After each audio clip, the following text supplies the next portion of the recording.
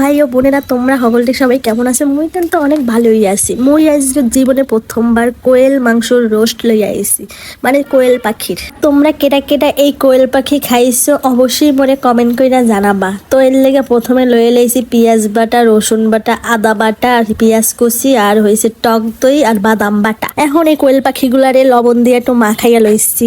মাখাইয়া এখন সরিষার তেল মোরা যেহেতু ঘরে খাই, এর লেগে সয়াবিন তেল দিয়ে রান্নাম না। সয়াবিন তেল দিয়ে রান্না হয়তো বা ভালো হইতে, কিন্তু মধ্যে সরিষার তেল, তাই হয়েছে আমি সরিষার তেলে দিয়া দিছি মাংসগুলা, মানে পাখিগুলা। এরপর এই একটু ভালো করে লাল লাল করে ভাজি কিনে শুনছি এই মাংস নাকি অনেক শক্ত হয়, সেদ্ধ হইতে নাকি সময় লাগে।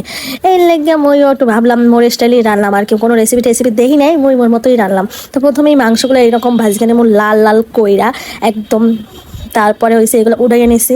দেখতে এত কিউট লাগতেছে, খাইতে না জানি কত আর ভালো লাগবে। তোমরা কেটা কেটা খাইছো এই মাংস? আসলে এটা কেমন খাইতে আমি অবশ্যই তোমাকে কমেন্ট করে বা ভিডিও করে জানাবো পরে। আর মোর বৈশালীয় কথা কইতে বেশি একটা ভালো লাগে না, তোমাকে লোকে আমি বৈশালীয় ভাষায় করে দিতে আসি, কারণ ইদানিং মোর বৈশালীয় ভাষার ভিডিও তোমরা পছন্দ করো, বা অনেকে কইছে মানে যে বৈশালীয় ভাষায় নাকি কথা কইলে ভালো লাগে, তাই এই ভাবছি যে এখন একটু বৈশালীয় ভাষায় তোমাকে কথা দিব।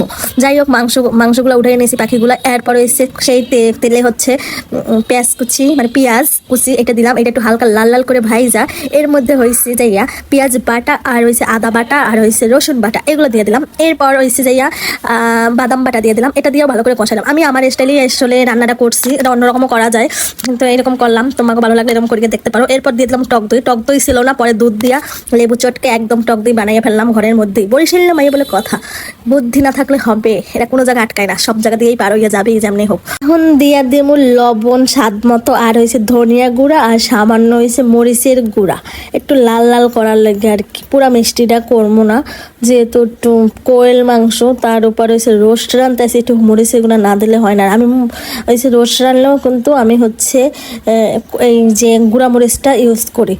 এরপর হয়েছে যাই এইটা ভালো করে কষাইয়া উপর তেল ওঠা পর্যন্ত অপেক্ষা করছি, ও করার পর হয়েছে পাখিগুলো দিয়ে দিছি। এখন এইটা ভালো করে কষাইয়া দিয়ে দিলাম অনেক পরিমাণ পানি বা জল। দিয়ে দেওয়ার পর এটা হচ্ছে আমি অনেক সময় ধইরা রান্না করছি, যা প্রায় 1 ঘন্টা ধরে আমি ঢাইকে ঢাইকে রান্না করছি, একদম মাংসটা প্রপার সেদ্ধ হয়ে গেছে। তারপরে হচ্ছে আমি যাইয়া উঠাইছি। তোমাকেও খাইয়া অবশ্যই আমি রিভিউ দেবো, তোমরা টেনশন করো না।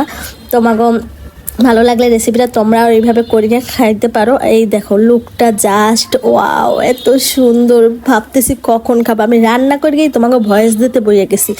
তোমরা একটু প্লিজ লাইক কমেন্ট শেয়ার করে দিও, আর প্লিজ আমার পেজটি যারা যারা ফলো করো নাই তোমরা সবাই একটু ফলো করে দিও।